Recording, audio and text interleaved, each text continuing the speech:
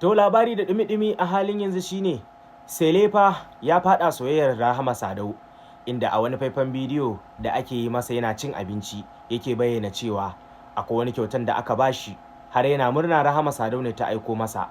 To sai dai kuma ya ga ba ita bane, wani katon banza ne, wanda Cele shine ya bayyana wannan a shafinsa na TikTok, inda har ake ce mishi to yanzu da wannan bakin nasa in ya ga Rahama Sadau me zai yi, inda ya ce wannan bakin nashi ai na kiss ne, zai yi mata kiss saboda yana matukar ƙaunanta, da wasu sauran maganganu ne da Cele ya yi.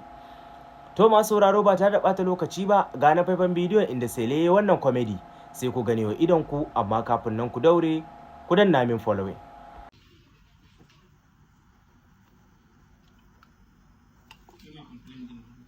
Kawai an cin wai Rahama Sadau ne, sai da wai ga naga wai katon banda ne bani wannan abun. Kai inna lillahi wa inna ilaihi raji'un. Kai rashin haƙurin nan zai sa Rahama Sadau ta so. Haka ne in aka bakin ta ka ji wani